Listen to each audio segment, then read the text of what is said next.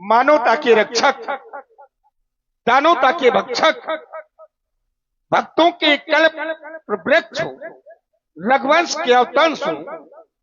भैया जब भी मैं सोचता हूं या कोई विचार करता हूं तो पाता ये हूं कि यहाँ की योगियों का कार्यकाल कैसा है, यहाँ की योगियों की वृथा कैसी है, यहाँ की योगियों की कथा कैसी है। क्योंकि अभी अभी एक योगी आए थे महाराज जनक, जो कह रहे थे अब जन क्यों माखे भटवानी और वीर विहीन मही में जानी। इस पृथ्वी पर कोई वीर नहीं है। अब दूसरे महाशय जी टहल रहे हैं, ये देख ले है? इनका कहना है जिस वीर ने धनुष को तोड़ा है वो साधारण शत्रु नहीं है। सहस्त्रबाहु समसो रिपु मोरा, सहस्त्रबाहु के समान का मेरा शत्रु है। तो भैया आपने धनुष क्या तोड़ा, आपने अपने सिर पर एक आफत मोल ले रखी। भाई जब नहीं टूटा था तो राजा जनक के लिए अच्छा नहीं था, और टूट गया तो महात्मा परशुराम जी के लिए अच्छा नहीं। अब बताओ समस्या दोनों तरफ खड़ी हुई।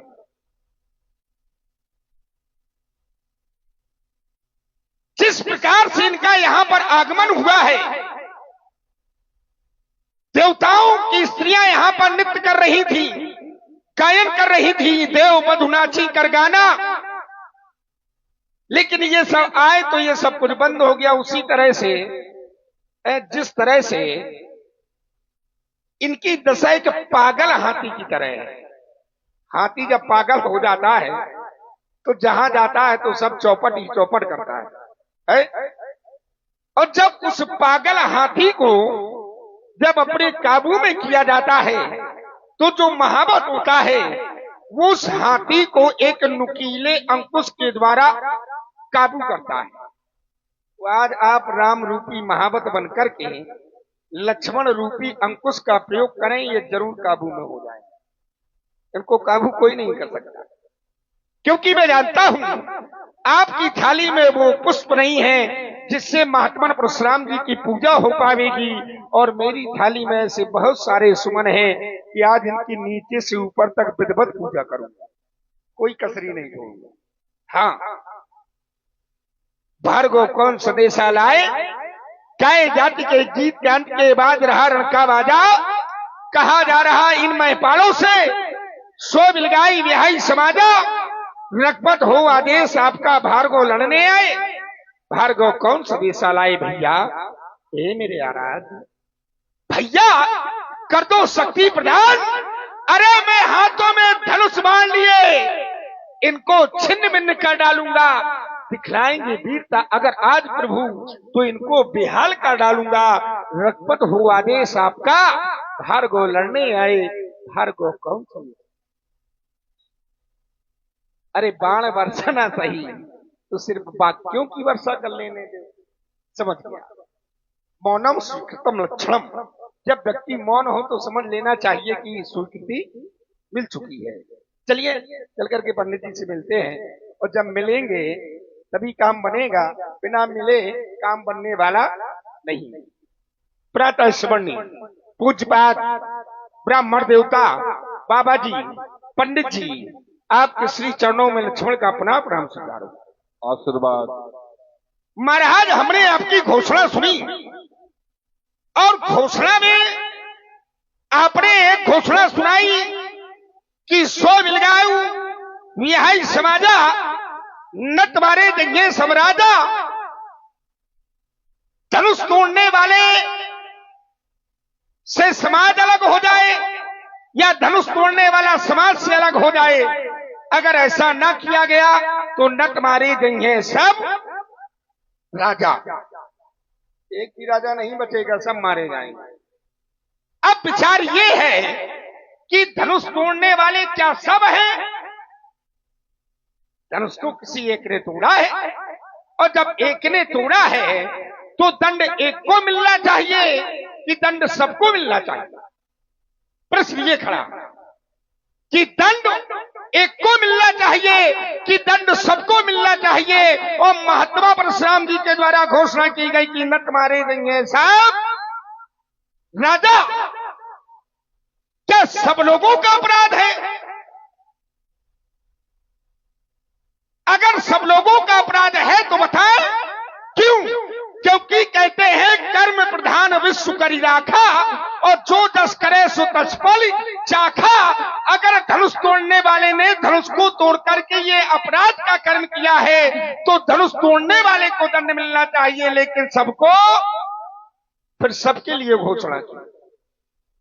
चलिए यहां पर दो प्रकार के राजा हैं, एक साधु राजा और एक दुष्ट राजा। जो दुष्ट राजा है आपके द्वारा मर जाए तो अच्छा कार्य है, सनातन धर्म है, और सनातन धर्म में अगर दुष्ट राजा मर जाए तो अच्छी बात है। लेकिन साधु राजा मर जाए भैया, जिनके कछु विचार मनमाही, चाप समीप महीप न जाही, जो तो चाप के समीप ही नहीं गए, साधु दुष्ट राजाओं से लड़ गए, वो भी मारे जाएंगे। तो महाराज आपका जन्म तो साधुओं के लिए हुआ है, ब्राह्मणों के लिए हुआ है, दुष्टों का विनाश करने के लिए हुआ है, फिर सब राजा मारे जाएंगे, साधु भी। कुछ बात मुझे ठीक ठीक समझ में नहीं आई भाई। और करे अपराध को और पाए फल भोग, ये क्यों? हमने तो ऐसा कभी नहीं पढ़ा। चलिए आप अपने वक्तव्य में बताएंगे। महाराज धनुष तोड़ने वाले को जानना चाहते हैं तो मुनिजी सुख का संवाद, यही पुराना बता। लोग इसको छोड़ देते हैं, करते नहीं है, ये तुम्हारा लेकिन नियम नहीं, लेकिन नियम यही है, यहीं से शुरुआत है। मुनिजी सुख का संवाद कभी दुख का कारण बन जाता है, और मीठे मीठे और मधुर बोलने से तोता पिंजड़े में पाला जाता है। मीठे और मधुर बोलने से तोता पिंजड़े में पाला जाता है। जो ज्यादा मीठा होता है वो अपना नाश कराता है, और गन्ने में गांठें होती हैं इसलिए कोल्हू में पेला जाता है। हमारे भैया ने मीठे वचन कहे, भैया कह रहे हैं ना तो संबोधन, मीठे वचन कहे तो बाबा जी को क्रोध और चढ़ाया है। सबसे पहले बोल उठे इसलिए चोर हमें ठहराया है। अच्छा अपराधी हम ही सही, हमने ही जहन जोड़ा है।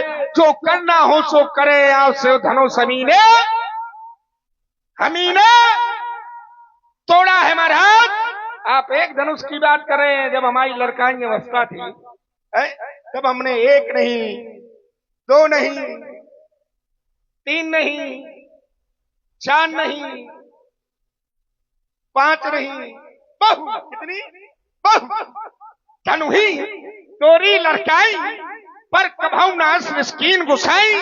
जब बहुत तोड़ी तो ऐसा दर्शन नहीं, और एक टूट गया तो दर्शन के साथ साथ इतना लंबा चौड़ा प्रदर्शन। महाराज यह धन पर ममता की हेतु माने कारण जानना चाहता हूं।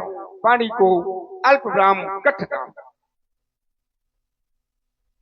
चलिए देखिए, राजकुमार लक्ष्मण ने इसको और सही करो थोड़ा। देखिए राजकुमार लक्ष्मण ने अपने कथन में कहा, बड़ी अच्छी तरीके से सबको आकर्षित करते हुए और सबको प्रभावित भी किया कि जब धनुष एक ने तोड़ा है, हम वहीं से प्रारंभ हो रहे हैं, जब धनुष एक ने तोड़ा है तो सब राजा क्यों मारे जाए। फिर अगर दो प्रकार के राजा हैं, यहाँ तो साधु राजा भी हैं और दुष्ट राजा भी हैं।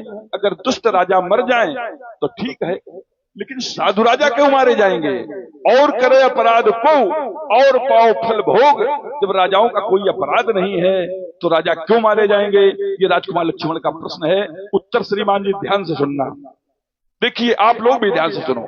जैसे कोई अपराध करता है और जो अपराध की प्रेरणा देता है, जैसे किसी को मारना है कि तुम मारो जाके हम देख लेंगे, जाओ, तो वो अपराधी।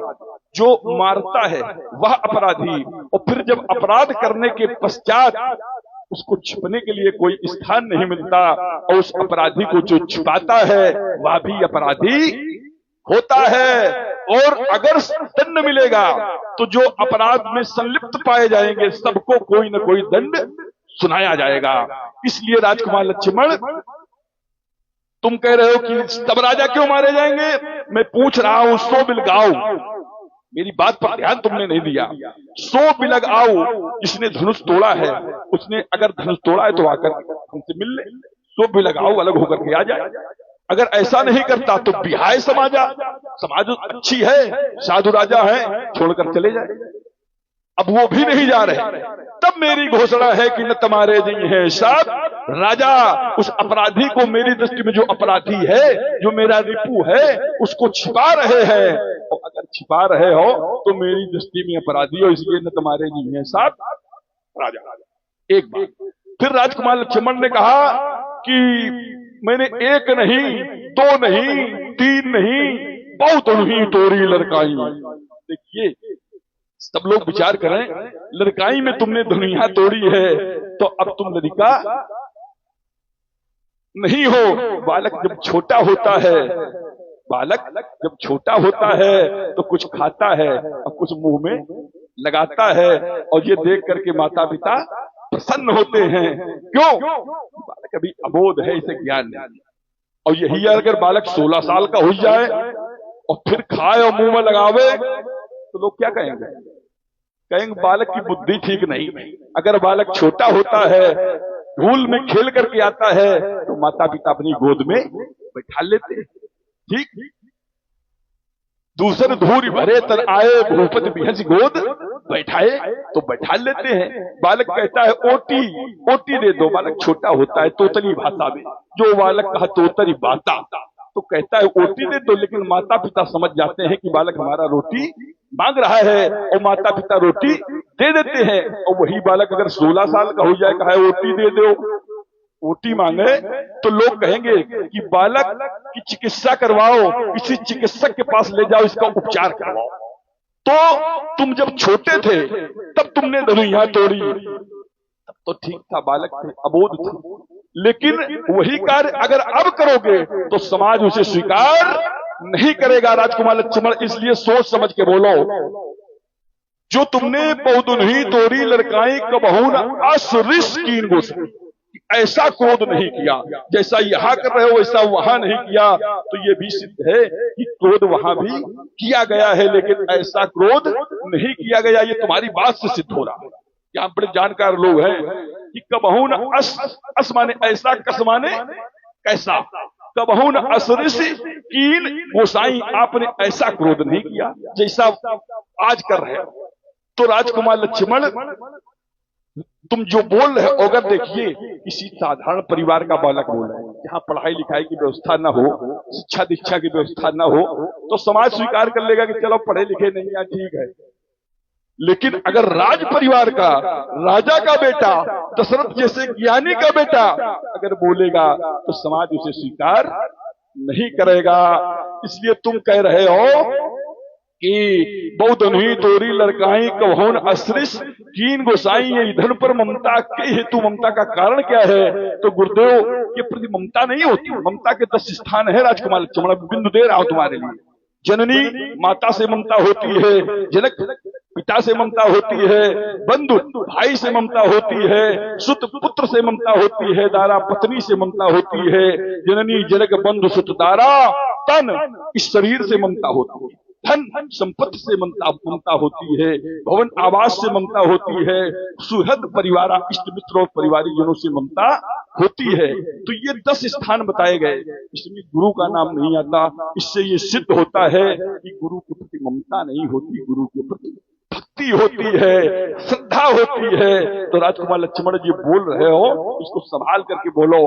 रे नृप बालक काल बास, तुम काल के बसीभूत हो, इसलिए ऐसा बोल रहे हो। और बोलत तो ही ना संभार, क्यों? पहले किसी संत की गरिमा ये तराजू तोलो, और जिसको सुनकर सभी सुखी हो ऐसी बाणी बोलो, जिसको सुनकर खुश हो जाते ये राम राम सब प्राणी। और सदा लक्ष्मण सबसे बोलो सुंदर मीठी बाड़ी रेन बालक काल वश बोलत तुझने शहर और धुनुही समुद्र पर धन विदिश सकल संसार। कहाँ वो तुम्हारी धुनिया और कहाँ भोलेनाथ का ये महाधनुष। चलिए, सागर में सब मोती नहीं, कुछ घोंगे भी होते हैं। सागर में सब मोती नहीं, कुछ घोंगे भी होते हैं। और पंडितों में सब पंडित नहीं, कुछ पुंगों भी होते हैं। अब महाराज ने बड़े ध्यान से आप लोगों को मेरी बात का उत्तर दिया। चलिए, महाराज की बात का अब हम उत्तर दे रहे हैं। यही संवाद है। मैंने कहा था कि सब राजा क्यों मारे जाएंगे। मेरा प्रश्न ये था कि सब क्यों मारे जाएंगे। जिन्होंने एक बड़ी ही धैर्यता से एक बिंदु देकर के समझाया कि प्रेरणा देने वाला भी अपराधी होता है, अपराध करने वाला भी अपराधी होता है, और अपराधी को छिपाने वाला भी। यही कहा है इन्होंने कि मतलब प्रेरणा देने वाला, कोई कहता है जाओ तुम ये काम करो, ठीक है। अब देखिए, जब यहां पर धनुष तोड़ने वाले ने क्या अपने मन से धनुष तोड़ा है? उसको भी किसी ने आदेश दिया है, तो उसके लिए घोषणा क्यों लगी? बोले उठाऊ अमुखो बन जाओ भाव चापा। बोले मेटा हुता तो जना के परितापा। धनुष तोड़ने वाले को गुरु ने आदेश दिया है, तो गुरु अपराधी नहीं है क्या? तो फिर गुरु के लिए भी दंड प्रावधान होना चाहिए कि नहीं? लेकिन धनुष तोड़ने वाला अपराधी नहीं है। क्यों? क्योंकि धनुष तोड़ने वाले ने गुरु आदेश का पालन किया है, और एक सिद्धांत बताया गया है। बोले गुरु पीतु मातो प्रभु के बानी। बोले बिना ही विचारो करिए शुभ जानी। गुरु पिता माता प्रभु स्वामी अगर ये कोई कार्य करने के लिए कहे तो उस पर विचार नहीं करना चाहिए, वो कार्य तुरंत ही कर देना चाहिए। तो धनुष तोड़ने वाले ने गुरु आदेश का पालन किया है, तो क्या ये अपराध किया है? अगर दंड राजाओं के लिए है, तो फिर जिस गुरु ने आदेश दिया है तो गुरु के लिए भी दंड होना चाहिए। गुरु के लिए दंड नहीं है। क्यों? क्योंकि वे नहीं के बिरादरी वाले आए, उनके लाने का चुना। बात ये है भाई, दंड उनके लिए भी होना चाहिए। दूसरी बात क्या बोले, जो छिपाता है तो वो भी अपराधी होता है।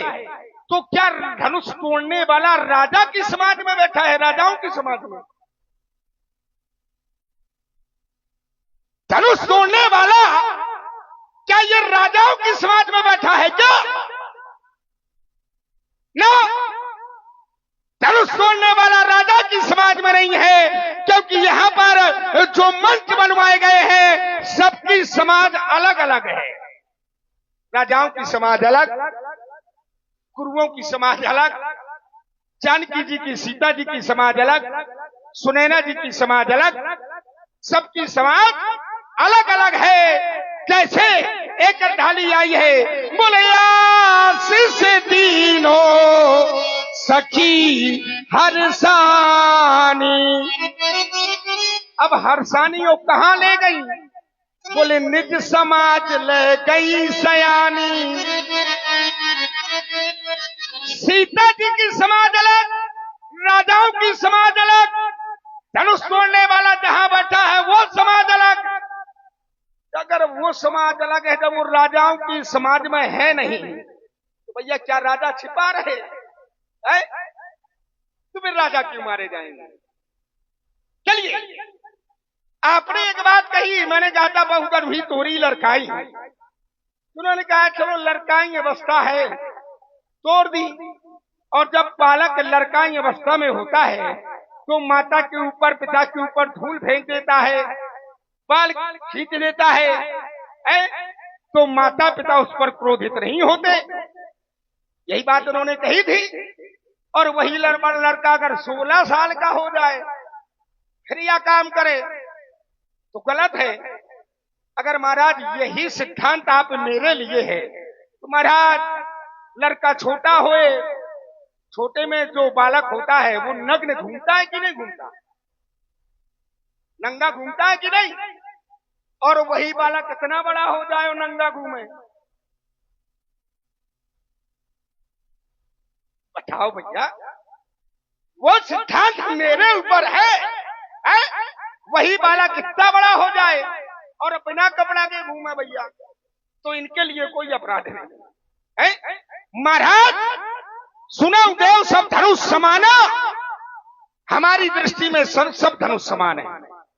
वो हो चाहे ये हो, सब बराबर के हैं। आपने एक बात कही थी कि रे ने बालक काल बस बोलत तो ही ना समाज, रे राजा के लड़के तू संभाल करके नहीं बोल रहा। अब सच सच बताना, मैं संभाल करके नहीं बोल रहा हूं कि पंडित जी संभाल करके नहीं। मैंने कितने सुंदर शब्दों का प्रयोग किया था, प्रातः स्मरणीय, पंडित जी, बाबा जी, महात्मा जी, यही कहा था। और बाबा जी कह रहे रे, अब बताओ मैं संभाल करके नहीं बोल रहा कि ये संभाल करके नहीं बोल रहा। जैसे एक अबिला का पुत्र गुड़ बहुत खाता था और उस अपने पुत्र को लेकर के गुरुजी के पास गई और गुरुजी से कहा कि मेरा पुत्र गुड़ बहुत खाता है। गुरुजी कहने लगे कि 15 दिन बाद मेरे पास आना। बोले ठीक है। 15 दिन बाद वो अबला अपने बालक को लेकर के गई, गुरुजी ने उसका गुड़ खाना बंद करवा दिया। गुरुजी से उसने पूछा आपने 15 दिन पहले क्यों नहीं गुड़ खाना बंद करवाया? बोले 15 दिन पहले मैं स्वयं खाता था। है? पर उपदेश कुशल बहु तेरे, हम मदरा पीते हैं और दूसरे को कहें कि मदरा ना पियो तो क्या वो आपकी बात मानेगा? है? नहीं मानेगा। उसी स्थिति है, पहले जब हम मदरा पीना छोड़ेंगे तब हम दूसरे को सिद्धांत दे सकते हैं कि भैया ये मदरा पीना अच्छी बात नहीं है। मैं कहता हूं पंडित जी कह रहे रे वाह महाराज, आप कह रहे रे ने बाला काल बस बोला तू ही ना सवार, रे राजा के लड़के तू काल के वशीभूत हो गया है। महाराज हम काल के वशीभूत नहीं हैं, एक बात ध्यान दे लो। कट काम। और आप हमारे नीलेश महाराज जी पहाड़ी वाले से परशुराम जी के लिए एक अद्भुत मुद्राएं, साधुवाद, धन्यवाद। चलिए देखिए, राजकुमार लक्ष्मण ने अपने कथन में, हम चाहते कि वो चोटें छोटी छोटी हों, वार पर वार, कुछ तो बड़ा हो ही गया। ईमानदारी से सोचो, लेकिन हमने बीच में टोका नहीं। हमने देखो आपके जितने बिंदु थे मैंने उन बिंदु का बहुत जल्दी उत्तर दिया है और हम भी चाहते हैं कि अगर चोट पे चोट एक एक बात हो तो और अच्छा हो। सही, बिल्कुल। तो राजकुमार लक्ष्मण ने कहा कि पहले तो यहीं से प्रारंभ हो रहे हैं जहां से राजकुमार लक्ष्मण ने इसका विराम किया है कि अगर स्वयं मदिरा पान करता हो और कह दो, अगर दूसरे को समझाए कि मदिरा पान नहीं करना चाहिए तो वो नहीं करेगा, क्या मानेगा? नहीं मानेगा। तो राजकुमार लक्ष्मण अगर हमसे जोड़कर कह रहे हो तिथियां बदलती हैं तो त्योहार बदल जाते हैं और परिस्थितियां बदलती हैं तो व्यवहार बदल जाते हैं। यहाँ गुरुदेव देवादेव महादेव के धनुष को तोड़ा गया है और मैं उनका शिष्य हूं। अगर किसी शिष्य के गुरु के अस्त्र का खंडन कर दिया जाएगा तो उसे क्रोध नहीं आएगा, स्वाभाविक आएगा। अब तुम्हारे सामने कोई ऐसी परिस्थिति नहीं है तो तुम्हें ऐसे नहीं बोलना चाहिए। ठीक, सुधार करो जो अपने से जोड़ रहे हो। तुमने कहा हमारी बात को ऐसे केवल काट रहे हो। हमने कहा था कि बालपन में, बालक अवस्था में यदि बालक कोई अपराध कर देता है, कर गई केस करे जो घाता तौन हेतु उतारई, माता के बाल पकड़ करके खींचता है तब भी मैया उसको सहन कर लेती है क्योंकि बालक छोटा है।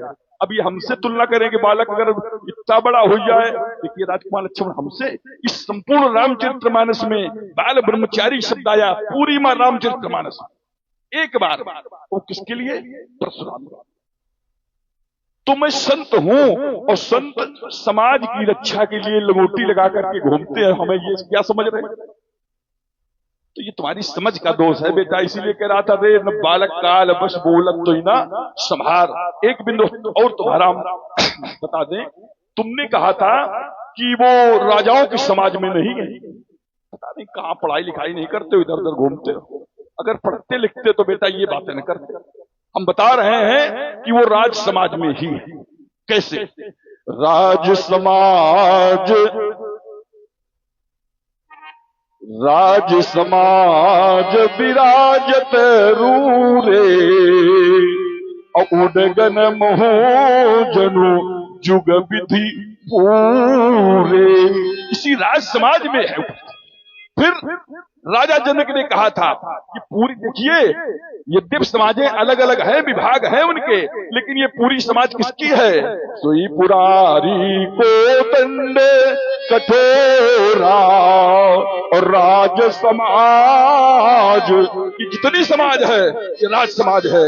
राज समाज आज जोई तोरा त्रिभुवन जय समेत में देही और बिनहि विचारी पर हठी ही। ये राजा का समाज है, राज समाज है। और इसका फल किसका है? राजा का। कहा नृप, नृप माने राजा होता है। कहा नृप जाई कहूं पन मोरा और चले भाट ही हरस न थोरा। देखिए आप दिशा मोड़ रहे हैं, दिशा ना दिशा काहे मोड़ रहे हैं? राजा की समाज है, राजा की समाज है। ईमानदारी से बताओ तुम कितनी देर बोले थे? देखो हम बीच में नहीं बोले, ये ईमानदारी समझाओ। कोई बात, आपने कहा चोट पे चोट हो तो मैं चोट पे चोट दे रहा हूं। अच्छा चलो, आपका जहां हो मैं वहीं खड़ा मिलूंगा। चलो चोट पे चोट करो। देखिए महाराज, आपने जो अर्थालियां पढ़ी है कि राजा जनक की ये समाज है। राजा जनक की समाज में तो ये मिथिला के नर नारी सब लोग आते हैं। क्या ये लोग धनुष तोड़ने के लिए गए?